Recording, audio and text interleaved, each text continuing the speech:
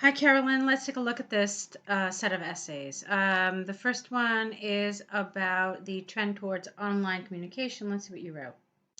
Experts throughout both the developing and the developed world have debated the advantages of online communication and the disadvantages.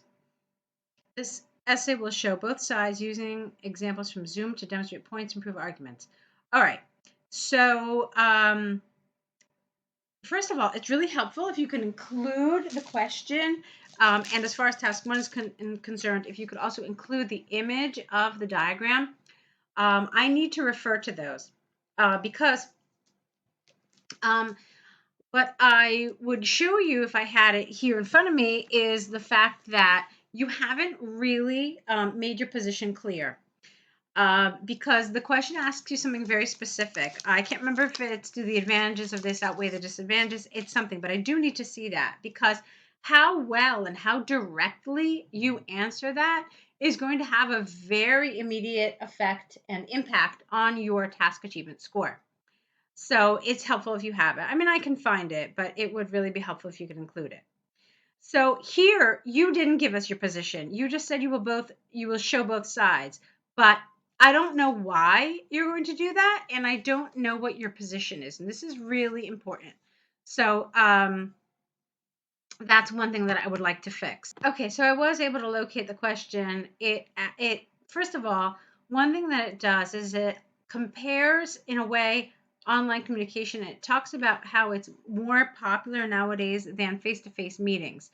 You didn't mention anything about face-to-face meetings in your introduction. And again, it asks you if the advantages outweigh the disadvantages. You only told us that you're going to talk about both sides. So we don't know what your position is. And that means we're probably not going to know until we get down here to your conclusion. All right, so let's see what you wrote. On the one hand, there is ample evidence that online communication will be more common and employees are always available. All right, I don't understand this. What do you mean it will be more common? Do you mean that it is more common? I'm not really sure. On the one hand, there is ample evidence that online communication, and I don't really see the connection, is more common and employees are always available. So I'm a little confused by this first statement. The central reason behind this is twofold, full stop. Firstly, or you could have put a semicolon, which is even better. So firstly, online communication platforms grant a more flexible and location-independent communication. All right, get rid of A. Grant more flexible and location-independent communication. Because the communication is not dependent on your place, comma, on your location. Well, okay. The company can operate in a more efficient way. All right. For example, during COVID-19, almost every company worldwide used Zoom for online meetings, and most of the companies are still using the internet platform. Therefore, it is clear that online communication offers a variety of advantages. Okay. Okay, it got a little stronger as you continued. I think that you could have linked these two ideas better. So as far as coherence and cohesion is concerned, there are two things. Like I said, I didn't think that you had a very clear topic sentence here, and I thought that these should have been linked a little better. We'll talk about this more in terms of task achievement as we get to the end. On the other hand, being always available can cause mental disorders. This is largely because the boss expects that their employees will respond to every work-related email or that they can make phone calls. But if the staff always feels guilty if they do not answer to emails directly, then they will get mental health issues like burnout because they're always stressed and cannot relax anymore in their leisure time. All right, check this sentence out, okay? So look where it started. It started all the way up here, and it extended all the way up here, down here. So that's a big problem. You had too many ideas. It was all in one sentence, and it created some grammatical problems. So you need to fix that. You're making a pretty intense statement here that it causes mental disorders. It's a little strong. You may, I don't know. You can say that it causes stress, perhaps. Maybe mental disorders is a little bit stretching it. But let's see.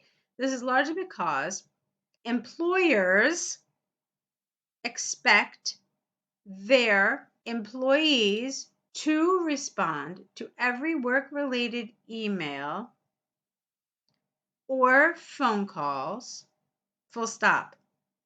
However, if the staff feels guilty for not answering emails directly, then they may get mental health issues like burnout because they are always stressed and cannot relax in their leisure time. All right, it's a little better.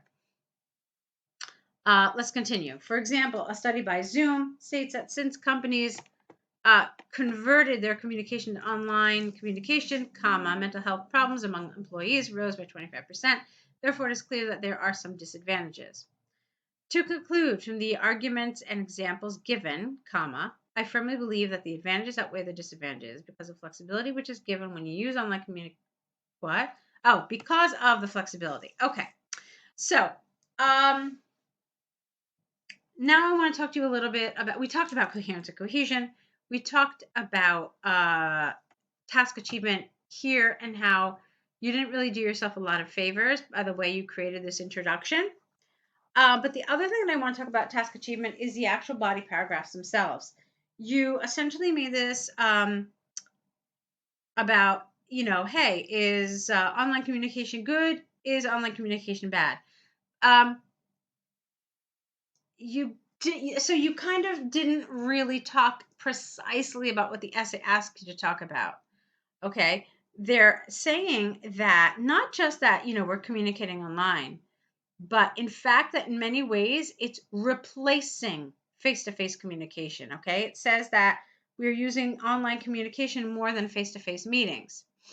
Okay. So do the advantages of this. So do you understand what I mean? There are fewer and fewer face-to-face meetings, and there's more and more online communication in its place. So the fact that we're seeing each other less, but communicating online more, are there more advantages or disadvantages of this? This is what you were supposed to answer. Okay. You took it to be straight about online communication and nothing else. So I really feel like you missed part of this essay. Okay. So that's the main thing that I want to talk to you about in terms of task achievement. Okay, I felt it was missing here. I thought that some of your statements were a little too absolute. Like here, you said the boss expects.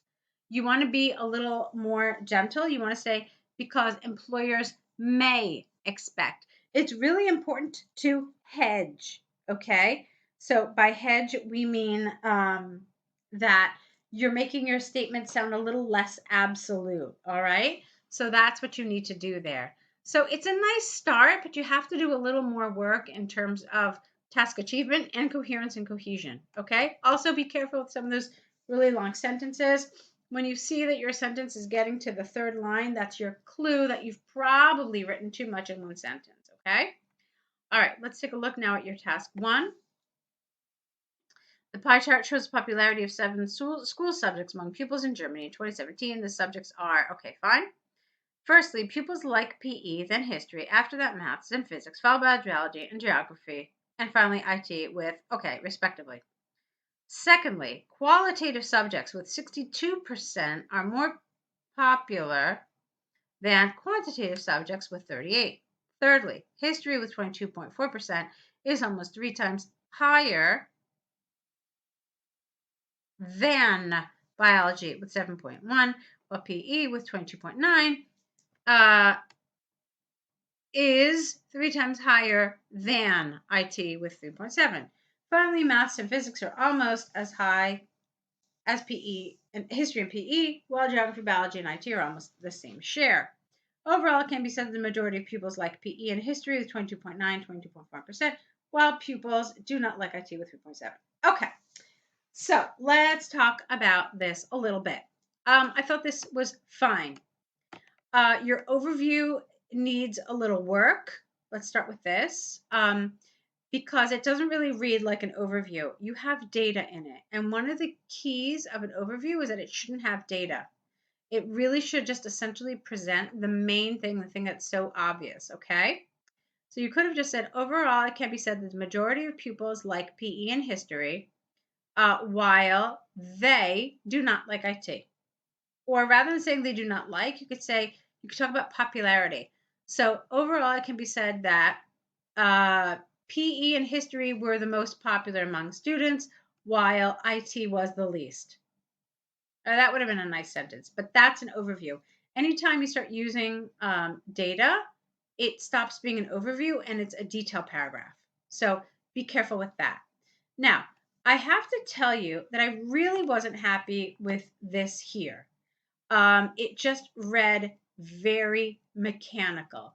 And by mechanical, I mean something that basically a machine could shoot out. And that's what you don't want to do in task 1.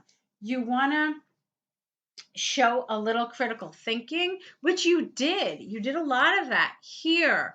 But I really felt like you did yourself a disservice by just throwing out all these figures like this in one sentence. Okay, you essentially completed the entire pie chart in one sentence. And so I really don't want you to do that. Okay, you could have started a lot differently. I know you're kind of like, well, you're probably thinking at least, well, I only have 7 things to talk about, so I really have to stretch it out. And you did later on, but this was not a good idea. So you want to take it a little more slowly, like step by step. So I would have started with something like 2 subjects accounted for nearly 50% of popularity among German school students. More specifically, PE recorded 22.9%, while history was 5 point less percent at 22.4. Okay? And then you could go to the very last. You could say, in contrast, the least popular subject among German students was PE at 3.7%. This was roughly 6 times less popular than either of the 2 most popular subjects. All right, and that's a nice thing you can do. Then you could say something like, let's see, slightly more popular than IT were biology and geography with X% and X%, which was nearly double the percentage of IT. So do you see how I'm doing this? You have to stretch it out, which you did here, but I would have done it a little more like slowly, a little more gently, not just pulling all those numbers together because it feels very mechanical. All right. And that's a term examiners use when you just kind of present numbers like a machine. That's why it's called mechanical without really kind of analyzing them or going into any reporting about them. All right, so also it doesn't really give an opportunity to show your grammatical or lexical range, and so that's another problem with it. So go ahead, correct these, Caroline. Let's see more work, and I'll be waiting, so good luck to you.